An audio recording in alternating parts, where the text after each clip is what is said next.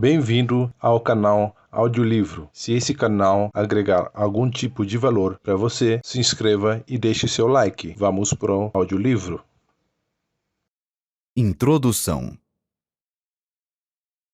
A finalidade deste livro é sugerir normas e dar exemplos que demonstrem não haver necessidade de você se deixar vencer por coisa alguma, podendo assim manter paz de espírito, melhor saúde e constante fluxo de energia. Em resumo, você poderá levar uma vida feliz e satisfeita. Disso não tenho dúvida alguma, pois tenho observado inúmeras pessoas aprenderem e seguirem uma norma de conduta simples que lhes tem proporcionado em suas vidas os benefícios acima. Tais asserções, que poderão parecer extravagantes, baseiam-se em demonstrações observadas na experiência humana. Realmente, muitas pessoas se deixam vencer pelos problemas da vida cotidiana. Passam os dias lutando, talvez até mesmo lamuriando-se, sob o peso de um penoso ressentimento para com aquilo que consideram a má sorte que a vida lhes reservou. Em certo sentido, poderá haver tal coisa como a sorte nesta vida, mas existe também um espírito e método pelos quais poderemos dominar e mesmo determinar essa sorte. É lamentável que as pessoas se deixem vencer pelos problemas, cuidados e dificuldades da existência, o que não deixa de ser completamente desnecessário.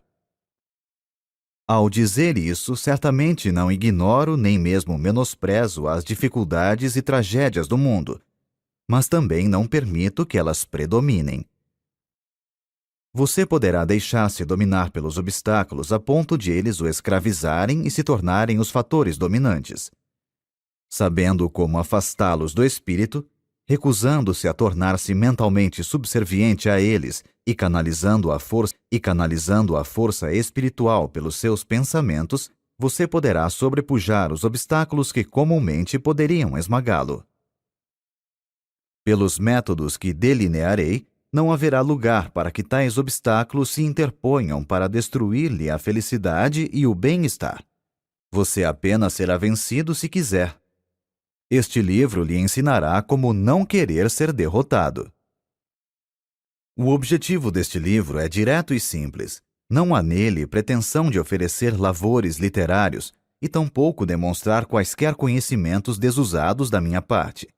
Foi escrito com o único fim de auxiliar o leitor a conseguir uma vida feliz, satisfeita e digna. Creio inteira e entusiasticamente em certos princípios realmente eficientes, que, se praticados, proporcionarão uma vida vitoriosa. É meu alvo expô-lo neste volume de uma maneira lógica, simples e compreensível, a fim de que o leitor possa aprender um método prático pelo qual chegue a construir para si, com a ajuda de Deus, a espécie de vida que deseja no âmago de seu coração. Se você ler este livro com profunda atenção, absorvendo cuidadosamente os seus ensinamentos e se praticar sincera e persistentemente os princípios e fórmulas nele expostos, irá experimentar extraordinária melhora em si mesmo. Usando a técnica nele delineada, poderá alterar ou modificar por completo as circunstâncias em que agora vive, passando a dominá-las ao invés de ser dominado por elas. Suas relações com as outras pessoas tornar-se-ão melhores. Você será bem-quisto. Apoderando-se de tais princípios, gozará uma nova e agradável sensação de bem-estar. Poderá atingir um grau de saúde que até então desconhecia e experimentar novo e inefável prazer na vida. Tornar-se-á uma pessoa mais útil e verá expandir a força de sua influência.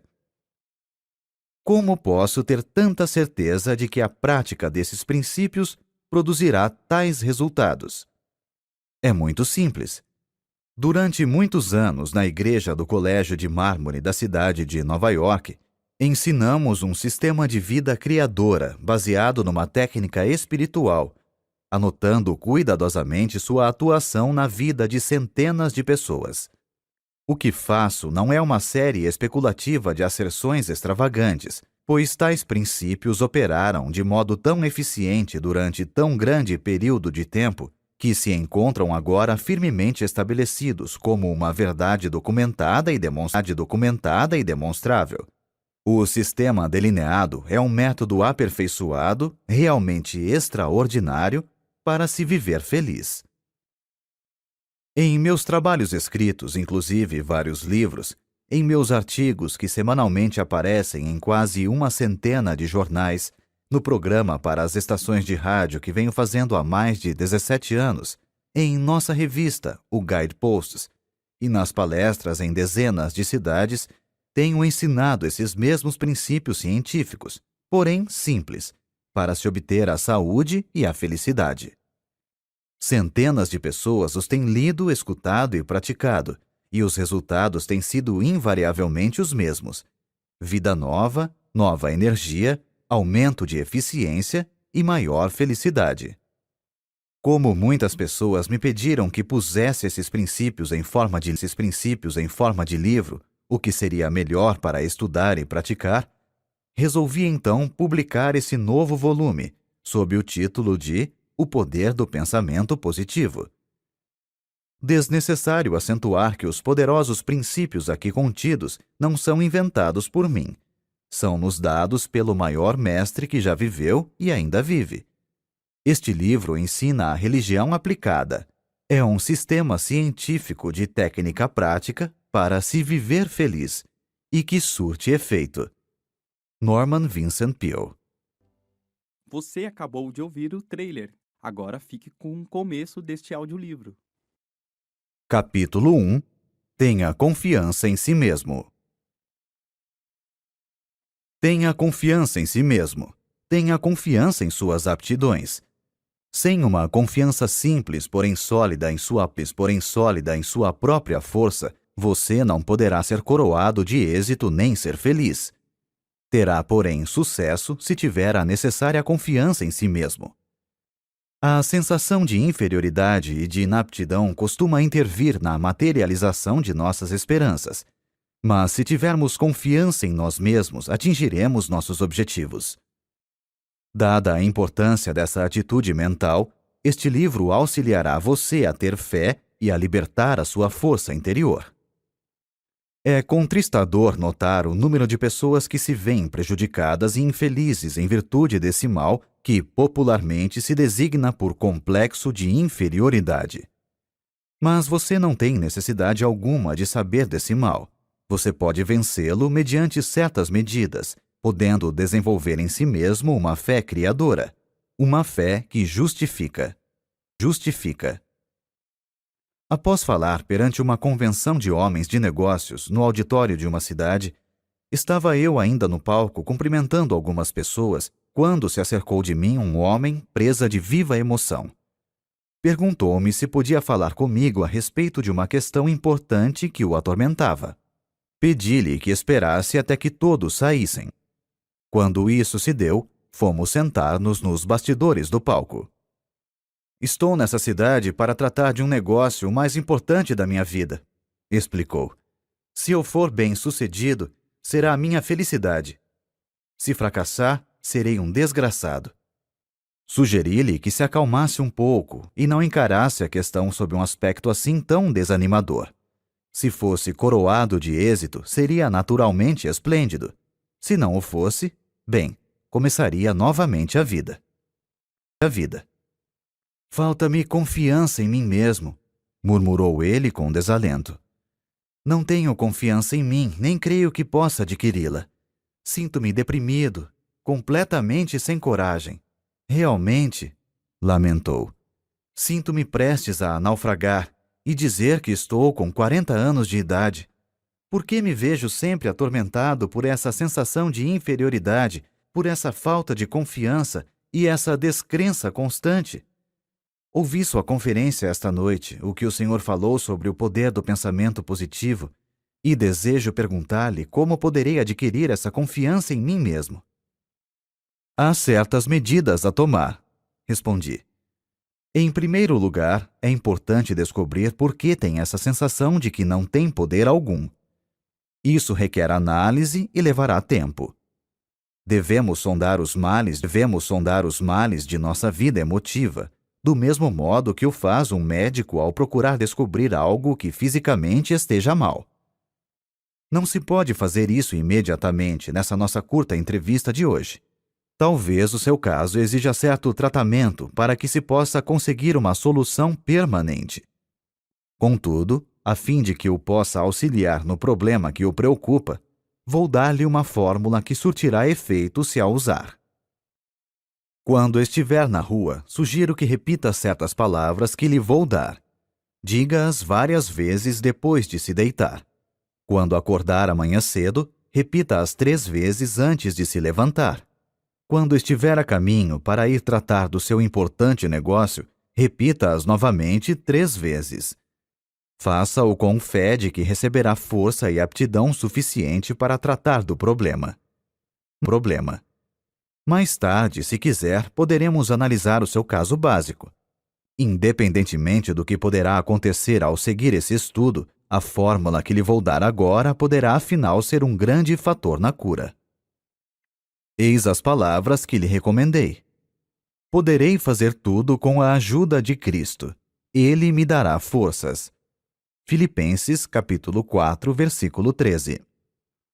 Como o desconhecido não estava familiarizado com essas palavras, escrevi-as num cartão e mandei que as lesse 3 vezes em voz alta. Agora siga esse conselho. Tenho certeza de que tudo correrá bem. Ele se animou e quedou-se um momento em silêncio. Disse depois, muito comovido: "Está bem, doutor." Vi-o empertigar-se e mergulhar nas sombras da noite. Sua figura, a princípio desconsolada, parecia demonstrar agora, na maneira pela qual saiu, que a fé já estava operando no seu espírito.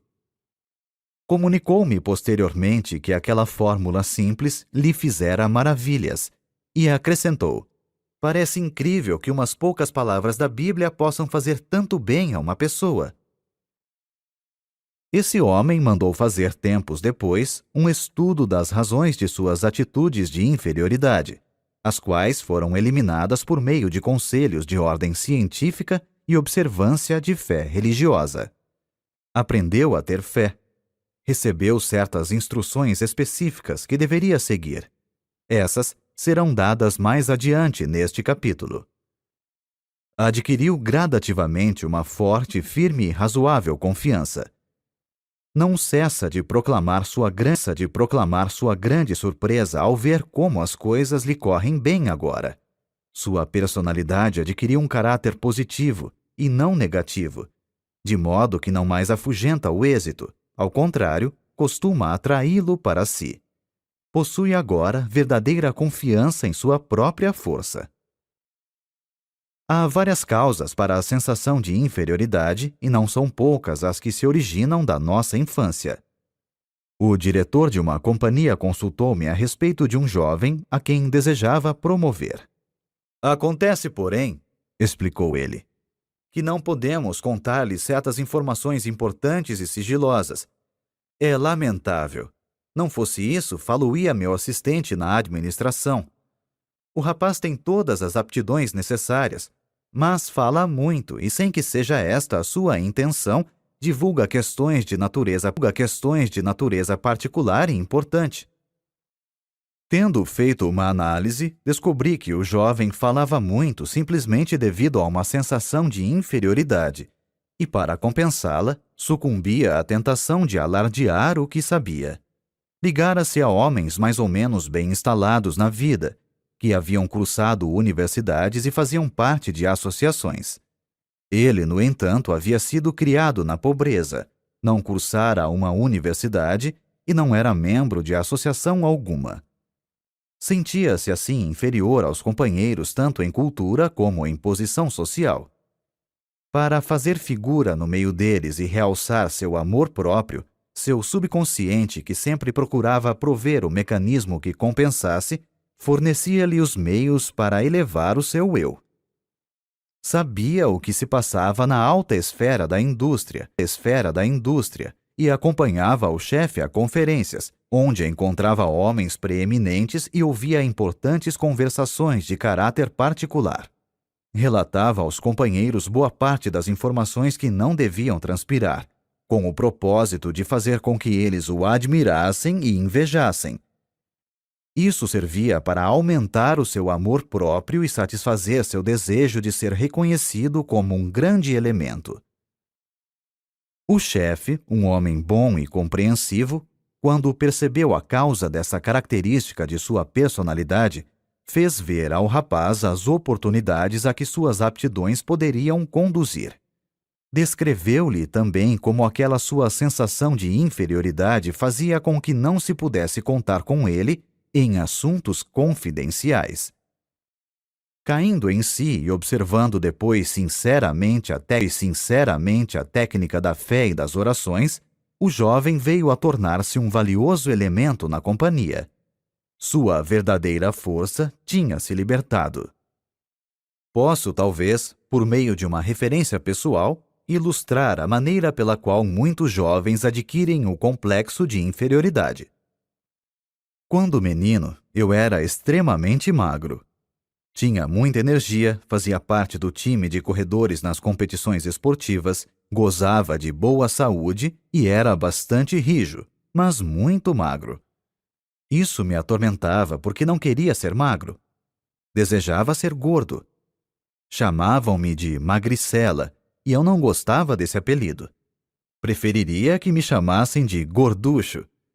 Sonhava em ser valentão, forte e gordo. Fazia de tudo para engordar. Bebia óleo de fígado de bacalhau, consumia uma grande quantidade de milkshakes, sorvetes de chocolate com creme e nozes, bolos e tortas, mas era como se nada adiantasse. Não engordava mesmo. Passava noites acordado pensando no meu físico e sofria com isso. Continuei a tentar ganhar peso até quase os 30 anos, e foi então que, inesperadamente, comecei a engordar a olhos vistos. A gordura começou a preocupar-me. Passara da conta. Finalmente tive que fazer uma dieta para reduzir o peso. Foi um sofrimento poder conseguir um corpo mais ou menos razoável. Em segundo lugar, para encerrar esta análise pessoal que estou expondo, para mostrar aos outros como opera esse mal, eu era filho de um pastor e ninguém se esquecia de lembrar-me esse fato. Todos os companheiros podiam fazer o que bem entendessem, mas ai de mim se tentasse fazer uma pequenina coisa qualquer. Lá vinha a crítica.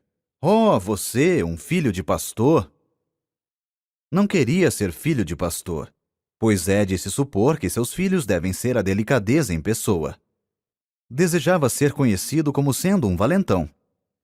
Talvez seja essa a razão por que os filhos de pastores adquirem a reputação de serem algo intratáveis. Revoltam-se contra o fato de terem que empunhar sempre a bandeira da igreja. Jurei que uma coisa jamais faria: a de tornar-me pastor. Acontece que eu descendia de uma família cujos membros, na sua totalidade, eram artistas e gostavam de fazer discursos, uma coisa de que eu absolutamente não queria ouvir falar. Costumavam fazer levantar-me em público para discursar, e nessas ocasiões eu quase morria de medo. Ficava mesmo apavorado. Isso faz muitos anos. De quando em quando sinto ainda algo daquela desagradável sensação de outrora quando subo a uma tribuna para falar em público. Tinha que empregar todos os recursos conhecidos para despertar a confiança na força que, porventura, Deus me dera. Encontrei a solução do problema nas normas simples da fé que a Bíblia nos ensina. São princípios científicos e bons que podem curar qualquer pessoa do doloroso complexo de inferioridade. Empregando-os, a pessoa que sofre desse mal poderá descobrir e libertar a sua força interior, inibida em virtude de uma sensação de deficiência. Tais são algumas das origens do complexo de inferioridade que criam fortes barreiras em nossa personalidade. Ele advém de alguma emoção violenta em nossa infância, ou das consequências de certas circunstâncias ou de algo que fizemos a nós mesmos. É um mal que, da névoa do passado, surge nos recessos sombrios de nossa personalidade. Talvez você tenha um irmão que foi um brilhante estudante. Ele tirava as primeiras notas na escola e você as notas baixas, e isso durante todo o tempo do curso. Você acreditou que jamais alcançaria o mesmo êxito que estava reservado a seu irmão. Ele obtinha notas altas e você notas baixas. Isso fazia você pensar que nunca poderia melhorar sua situação. Aparentemente, não lhe passava pelo espírito que algumas das pessoas que não haviam tirado boas notas na escola eram justamente aquelas que tinham tido maior êxito na vida. O simples fato de alguém tirar notas brilhantes no colégio não quer dizer que esteja fadado a ser o homem mais importante do país, pois é bem possível que essas notas brilhantes cessem ao receber ele o diploma, e que a pessoa que teve notas baixas venha a receber depois, na vida, as verdadeiras notas altas. O segredo para eliminar o complexo de inferioridade, que é outro termo para a completa falta de confiança em si mesmo, está em impregnar o espírito de uma grande fé. Desenvolva sua fé em Deus, e isso o fará ter absoluta confiança em si mesmo. Consegue-se uma formidável confiança em si mesmo por meio de orações, lendo e absorvendo mentalmente a Bíblia e praticando as suas normas. Tratarei em outro capítulo das formas específicas de orações, mas desejo acentuar aqui que é de natureza particular a espécie de orações que produzem a fé necessária para eliminar o complexo de inferioridade. Orações superficiais, formalísticas e rotineiras não são suficientemente poderosas. Perguntaram a uma excelente senhora negra, cozinheira de uns amigos que tenho no Texas, como conseguiria vencer as suas dificuldades. Ela respondeu que os pequenos problemas podiam ser resolvidos por meio de orações comuns, mas que quando havia um problema muito grave, tornava-se então necessário muitas orações. Um dos meus mais interessantes amigos foi o finado Harlow B. Andrews, de Siracusa, Nova York, um dos melhores homens de negócios e um dos mais competentes peritos espirituais que até então conheci. Declarou ele que o mal da maioria das orações está no fato de não serem compridas. Aprenda a fazer orações compridas para que possa, com fé, chegar a um resultado. Deus avaliará a pessoa de acordo com a magnitude de suas orações. Sem dúvida, ele tinha razão, pois dizem as Escrituras: de acordo com a tua fé é que receberás. Mateus capítulo 9, versículo 29. Portanto, quanto maior o problema, tanto maior a oração. O cantor Roland Hayes citou-me uma frase do avô, um homem que não teve a educação que o neto recebeu, porém, cuja sabedoria natural era evidentemente sólida. O mal de muitas orações é de não virem do fundo do coração. Aprofunde-se em suas dúvidas, temores e inferioridades. Ore muito, faça muitas orações, fazendo-as brotar do íntimo de seu coração, e conquistará uma vital e forte confiança em si mesmo. Procure um competente conselheiro espiritual e deixe-o ensinar-lhe como ter fé. A capacidade de possuir e utilizar a fé e de conseguir a libertação da força que ela proporciona é uma habilidade que, como qualquer outra, deve ser estudada e praticada, a fim de se chegar à perfeição. No fim deste capítulo, há uma lista de 10 sugestões para se vencer o complexo de inferioridade e desenvolver a fé. Pratique-as diligentemente e elas o auxiliarão a criar confiança em si mesmo, dissipando a sua sensação de inferioridade, por mais profunda que seja. Nesse ponto, desejo frisar que para adquirir essa sensação de confiança, é de grande eficiência a prática de infundir no espírito conceitos encorajadores. Se o seu espírito ficar obcecado por ideias de insegurança e inaptidões, será isso naturalmente devido ao fato de as ter deixado dominar-lhe o pensamento durante um longo período de tempo. É preciso que dê ao espírito outra qualidade de ideias mais positivas, o que conseguirá com repetidas sugestões de pensamentos estimuladores.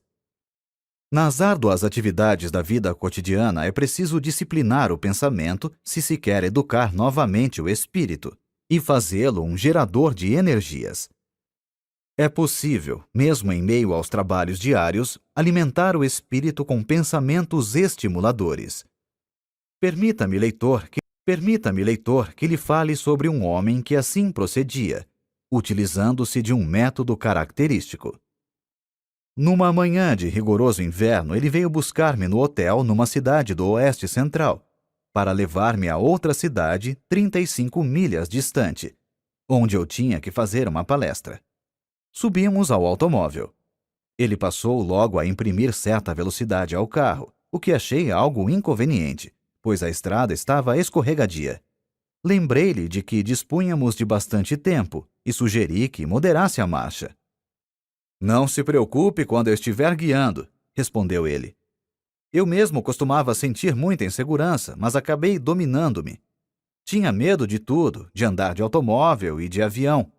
Quando alguma pessoa de minha família fazia uma viagem, ficava preocupado até que regressasse. Vivia sempre com a sensação de que ia acontecer alguma coisa, e isso me tornava a vida um sofrimento. Vivia dominado por esse complexo. Não tinha confiança em mim.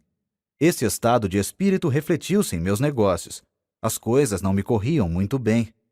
Mas descobri um plano maravilhoso que me eliminou toda aquela sensação de insegurança. Hoje em dia, tenho confiança em mim e na vida. Era este o plano maravilhoso. Ele apontou para 2 clipes fixados no painel do carro, logo abaixo do para-brisa, e depois tirou do porta-luvas um maço de cartões. Escolheu um e colocou-o debaixo do clipe. Lia-se no cartão: "Se tens fé, nada será impossível." Mateus, capítulo 17, versículo 20. Tirou o cartão e embaralhou com uma só mão os outros cartões, enquanto guiava com a outra. Pegou um ao acaso e colocou-o debaixo do clipe. Dizia o segundo cartão: "Se Deus estiver conosco, quem irá poder estar contra nós?" Romanos, capítulo 8, versículo 31. "Sou caixeiro viajante", explicou ele. "Ando o dia todo de automóvel visitando a freguesia. Descobri que, quando a gente está guiando, toda sorte de pensamentos nos assalta o espírito. Se a qualidade do pensamento é negativa, passa-se o dia todo com ideias negativas, o que é ruim. Era o que acontecia comigo.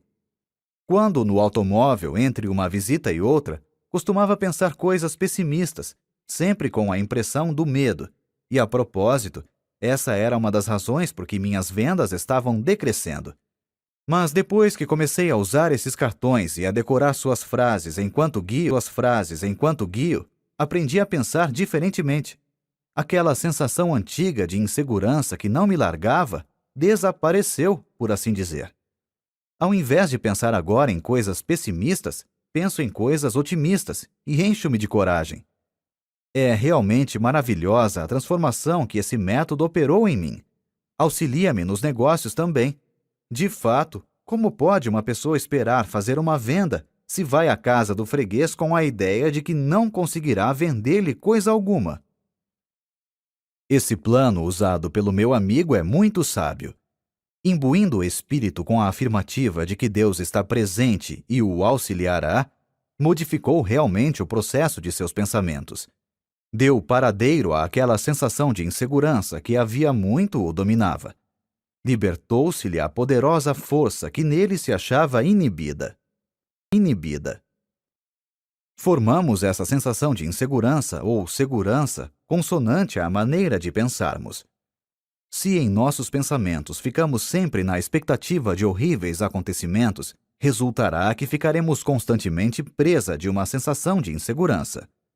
O que é ainda mais grave, tenderemos a criar, pela força do pensamento, as próprias condições que tememos.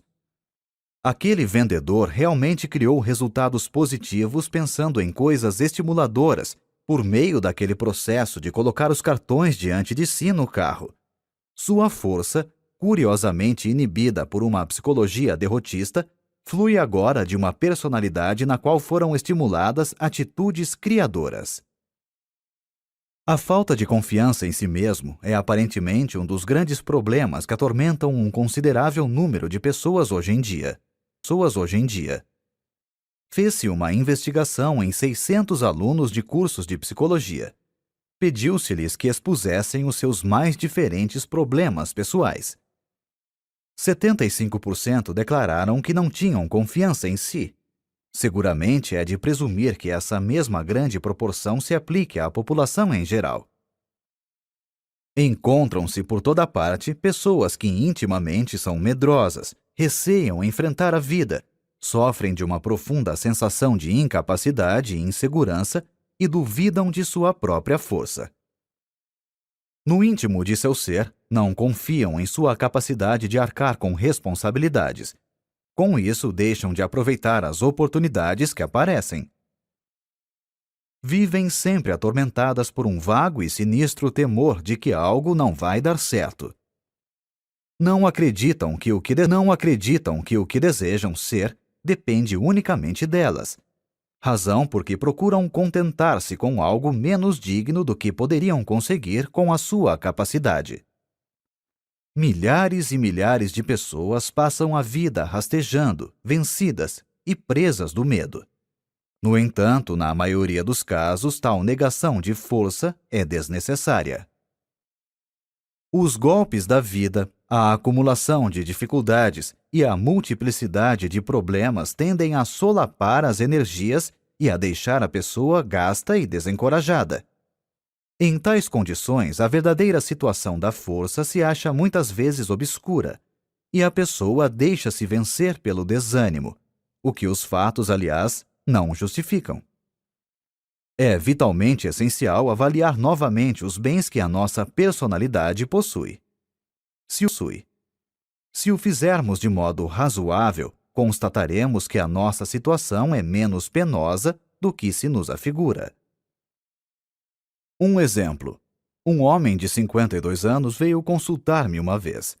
Demonstrava estar completamente desesperado. Disse-me que estava liquidado. Informou-me que havia perdido tudo o que tinha, fruto de toda uma existência de trabalho. Tudo? Perguntei. Tudo. Estou liquidado, repetiu. Não ficou coisa alguma. Perdi tudo. Não há mais esperanças e estou muito velho para recomeçar a vida. Perdi toda a fé em mim. Naturalmente, condoeu-me aquela situação.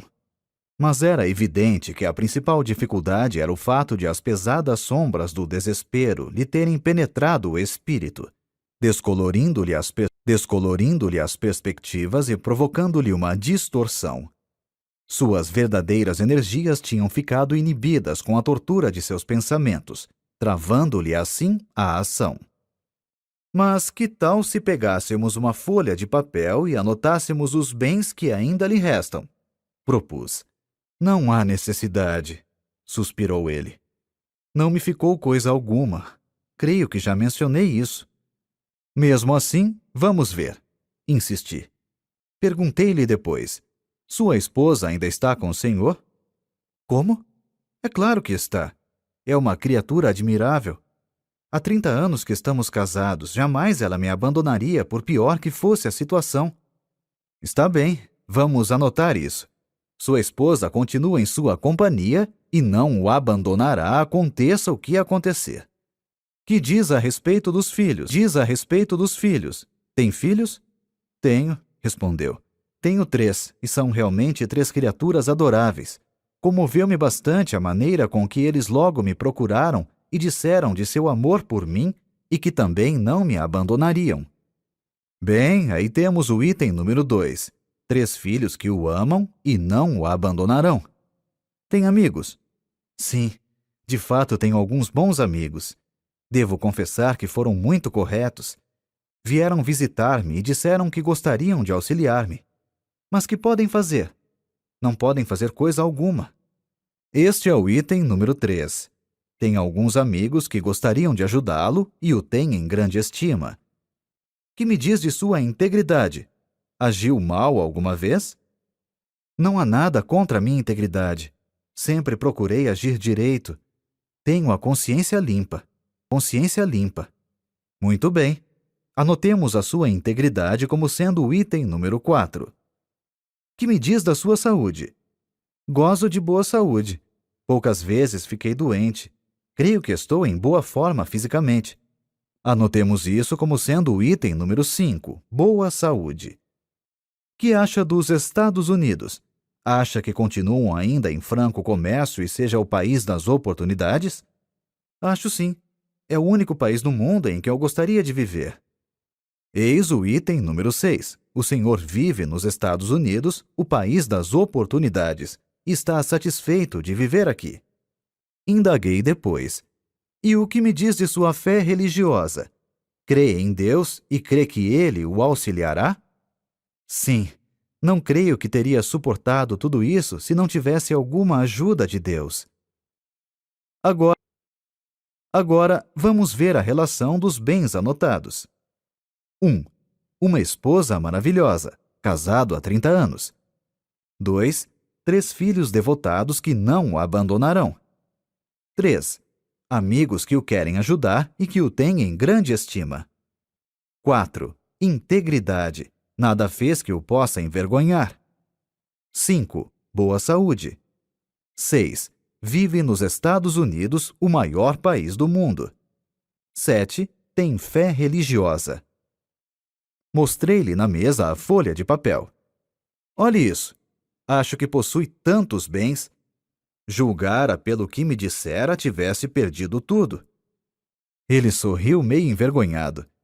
De fato, não pensei nessas coisas, disse. Isso não me passou pela cabeça. Talvez a situação não seja realmente tão má, declarou pensativamente. Quem sabe? Talvez pudesse começar de novo a vida se conseguisse apenas adquirir certa confiança e pudesse sentir alguma força dentro de mim. Bem, ele compreendeu tudo e tratou de começar a vida novamente. Conseguiu fazê-lo somente depois de ter modificado seu ponto de vista e sua atitude mental. A fé varreu as dúvidas que o assaltavam, e uma força, o bastante para vencer suas dificuldades, emergiu do íntimo de seu ser.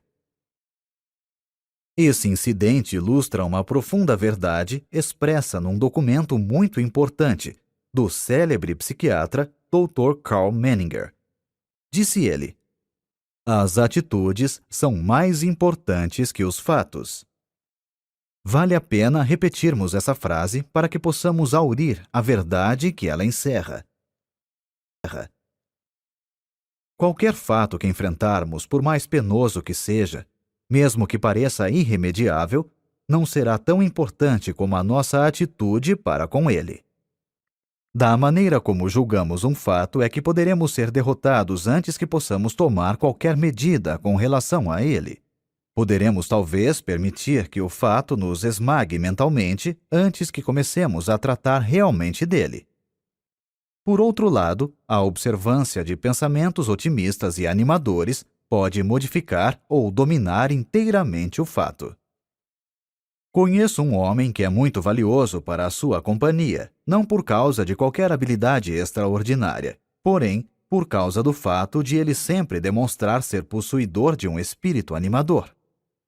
Quando seus companheiros encaram com pessimismo certo problema, ele logo empresta um método a que deu o nome de o método aspirador de pó. Isto é, por meio de uma série de perguntas, ele aspira o pó do espírito de seus companheiros, arranca-lhes as atitudes negativas. Depois, muito serenamente, sugere-lhes ideias positivas com relação ao problema, infundindo-lhes novas atitudes, as quais lhes dão nova concepção dos fatos. Muitas vezes os companheiros comentavam os problemas, os quais lhes pareciam diferentes quando esse homem começava a operar sobre eles. É a atitude de confiança que cria a diferença, e ela não elimina a objetividade na avaliação dos fatos. A vítima do complexo de inferioridade vê os fatos através de atitudes que lhe são prejudiciais. O segredo para corrigir-se está simplesmente em adquirir uma visão normal que se incline para o lado positivo. Se você, leitor, se julga vencido e perdeu a confiança em sua capacidade de vencer, sente-se, pegue uma folha de papel e faça uma lista, não dos fatores que lhe são adversos, mas dos que tenha a seu favor. Se pensarmos constantemente nas forças que parecem estar contra nós, acabaremos transformando-as numa verdadeira força, o que, aliás, não se justifica. Elas tomarão uma consistência que na realidade não possuem. Mas se, ao contrário, encararmos mentalmente os nossos valores e os pesarmos e fixarmos neles os nossos pensamentos, realçando-os ao máximo, conseguiremos libertar-nos de nossas dificuldades, independentemente do que possam ser. As nossas forças interiores começarão a firmar-se e, com o auxílio de Deus, tirar-nos-ão da derrota para nos conduzir à vitória. Uma das mais poderosas concepções, que é seguramente a cura para a falta de confiança, é o pensamento de que Deus está realmente ao nosso lado, ajudando-nos. Este é um dos mais simples ensinamentos da religião. Deus Todo-Poderoso será nosso companheiro, não nos abandonará e auxiliar-nos-á até o fim. Nenhuma ideia é tão poderosa para desenvolver a confiança em nós mesmos como a dessa simples crença, quando praticada. Para praticá-la, basta afirmar: Deus está me ajudando. Deus está me guiando. Leitor amigo, despenda alguns minutos imaginando sua presença. Repita depois essa afirmação com fé. Trate de seus afazeres com a ideia de que aquilo que você afirmou e imaginou é verdade. Faça essa afirmação, imagine a sua presença, tenha fé e será senhor de si. A libertação das forças que esse processo estimula o surpreenderá. A sensação de confiança depende do tipo de pensamentos que habitualmente ocupa seu espírito. Pense no fracasso e pode estar certo de que se sentirá fracassado. Pratique, porém, pensamentos estimuladores. Faça disso um hábito dominante e acabará desenvolvendo uma forte sensação de capacidade que o habilitará a vencer quaisquer dificuldades. Realmente, a sensação de confiança aumenta a nossa força. Basil King disse certa vez: Seja ousado, que forças poderosas virão em seu auxílio. A experiência prova a verdade desse conceito. Você sentirá que essas forças poderosas o estão auxiliando à medida que a sua crescente fé vai modificando suas atitudes. Emerson declarou uma grande verdade: somente vencem aqueles que acreditam poder vencer. E acrescentou: faça aquilo que você possa temer, que o temor desaparecerá. Tenha sempre confiança e fé que seus temores e sensação de insegurança logo deixarão de exercer qualquer domínio sobre você. Uma vez, quando Stonewall Jackson preparava um ousado ataque, um de seus generais receoso fez objeções, dizendo que temia isso ou aquilo, etc.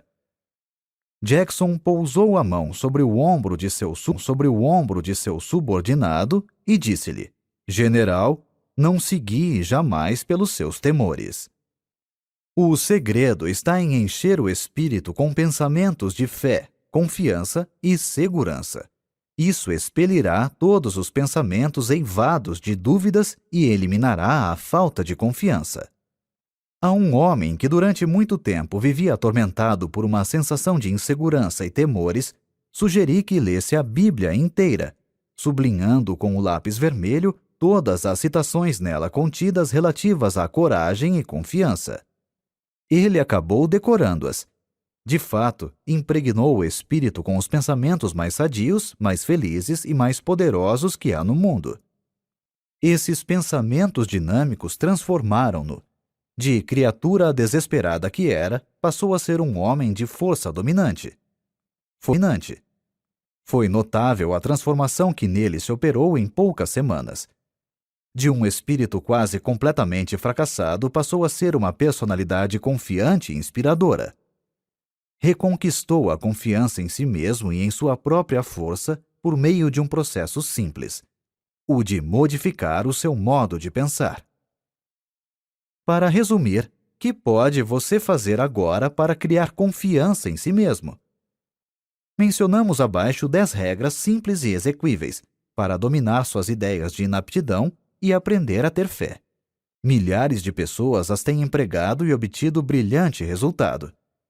Comece a seguir esse programa que irá também criar essa confiança em si mesmo e em sua própria força. Você também terá essa mesma sensação de possante energia. 1. Formule e grave indelevelmente em seu espírito um quadro mental de si mesmo como sendo coroado de êxito em tudo. Mantenha sempre esse quadro no espírito. Não permita que desapareça. Seu espírito procurará desenvolver essa ideia. Jamais pense que irá fracassar. Jamais duvide da realidade dessa imagem mental. Seria perigosíssimo, pois o espírito sempre procura realizar aquilo que se imagina. Por conseguinte, imagine sempre o sucesso, por piores que as coisas lhe possam parecer no momento. 2. Toda vez que um pensamento negativo relacionado à sua força pessoal lhe assaltar o espírito, exprima deliberadamente um pensamento positivo para eliminá-lo. 3. Não crie obstáculos em sua imaginação. Deprecie todos esses pseudo-obstáculos. Reduza-os ao mínimo. As dificuldades devem ser estudadas e tratadas de maneira eficiente a fim de serem eliminadas. Devem ser encaradas apenas como se apresentam. Não devem ser ampliadas por pensamentos pessimistas. 4. Não se deixe atemorizar por outras pessoas. Procure imitá-las. Ninguém pode ter a sua eficiência. Lembre-se também que a maioria das pessoas, não obstante mostrar confiança em si, sente-se muitas vezes tão receosa e tão hesitante quanto você. 5. Repita 10 vezes ao dia estas palavras dinâmicas. Se Deus estiver conosco, quem irá poder estar contra nós? Romanos 8:31. Suspenda aqui a leitura e repita-as agora, lentamente e com confiança. 6. Arranje um competente conselheiro para ajudá-lo a compreender a razão de ser de seu modo de agir. Conheça a origem de sua sensação de inferioridade e indecisões, a qual muitas vezes tem muitas raízes na infância. O conhecimento de nós mesmos é um fator de cura. 7. Repita 7 vezes ao dia, em voz alta, se possível, o seguinte versículo: Poderei fazer tudo com a ajuda de Cristo. Ele me dará forças. Filipenses, capítulo 4, versículo 13. Repita-o agora. Esta declaração mágica é o mais poderoso antídoto que existe na Terra para os pensamentos pessimistas. 8. Avalie exatamente a sua própria capacidade e dê-lhe depois 10% de acréscimo. Não se torne egoísta. Trate de desenvolver o respeito próprio. Tenha confiança na sua própria força como sendo libertada por Deus. 9. Entregue-se a Deus. Para fazer isso, basta dizer simplesmente: Estou entregue a Deus. Creia depois que está recebendo, nessa ocasião, todas as energias de que necessita. Sinta-as fluindo para dentro de você. Afirme que o reino de Deus está na sua própria alma. Lucas, capítulo 17, versículo 21. Na forma de uma força apropriada para enfrentar a vida. 10. Lembre-se que Deus está com você e que nada poderá vencê-lo. Creia que está agora recebendo dele toda a força necessária.